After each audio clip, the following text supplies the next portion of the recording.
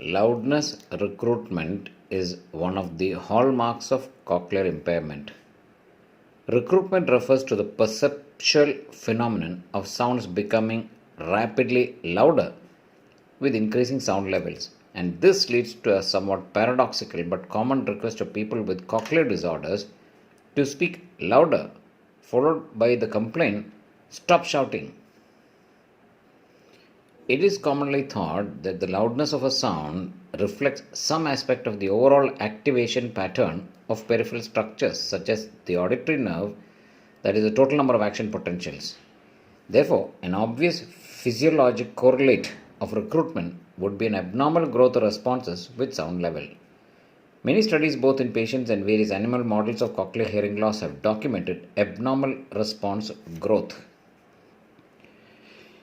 Even though auditory nerve responses of damaged ears are clearly abnormal, the relationship between these pathologic changes and loudness recruitment is not as straightforward as we so far thought.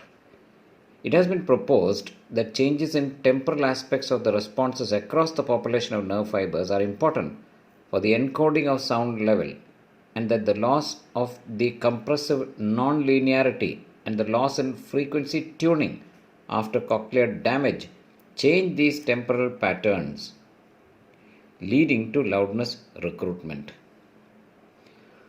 Such models suggest that changes in discharge rate may be more pronounced at the next synaptic level, where neurons receive convergent input from a population of nerve fibers. Combined with the results from central nervous system recordings after cochlear damage, these models point to the cochlear nucleus as a critical site to study. There have been two studies in which animal models were exposed to high-level tones and temporary changes in the activity of the single ventral cochlear nucleus neurons were reported.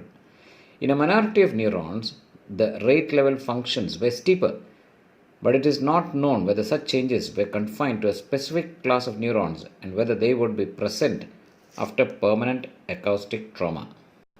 So, in conclusion, some hypotheses for recruitment have been postulated but not validated.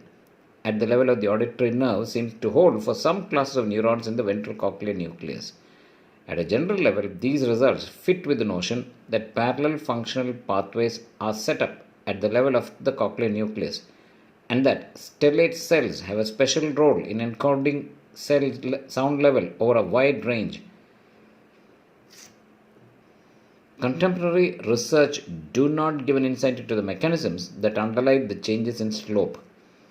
Acoustic trauma may induce functional changes in synaptic properties of auditory nerve fibers or in electrical properties of stellate cells, or perhaps anatomical changes such as axonal sprouting and synaptogenesis.